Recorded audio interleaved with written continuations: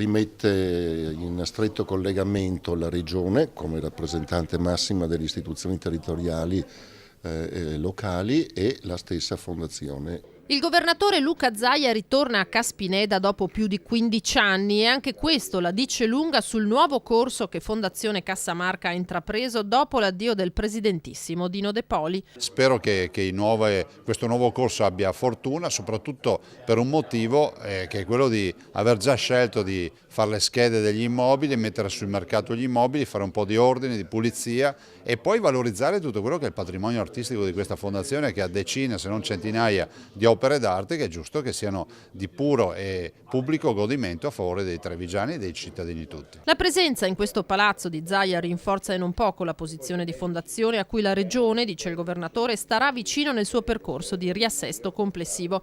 Fondazione che deve rimanere autonoma e strettamente legata al territorio. Sì, non è solo un fatto identitario, è un fatto anche storico. La fondazione di fatto nasce nel 1492, l'anno della scoperta dell'America, nasce col Monte di Pietà, che è una delle prime forme di volontariato, no? In pieno Rinascimento. E da lì si arriva ai giorni nostri con questa grande istituzione che è giusto che continui ad essere trevigiana dei trevigiani. Non sono qui per parlare del passato ma per guardare al futuro, continua Zaia, che fa però un passaggio su De Poli riconoscendogli pur nelle enormi diversità di vedute dei meriti. Non si può non riconoscere che Dino De Poli ha avuto l'intuizione di portare all'università piuttosto che recuperare il circuito teatrale trevigiano col teatro comunale, il teatro Eden, e dopo dall'altro non sto qui a fare l'elenco di tutte le altre cose sulle quali io non ho condiviso le azioni. Avere la Regione dalla propria parte non è poco in un momento così delicato di transizione, con un bilancio votato al ripianamento dei debiti e un patrimonio immobiliare da far fruttare il più possibile, con alcuni punti di contatto importanti. Il tema del teatro, del circuito teatrale, far entrare il teatro di tradizione nel teatro stabile del Veneto e quindi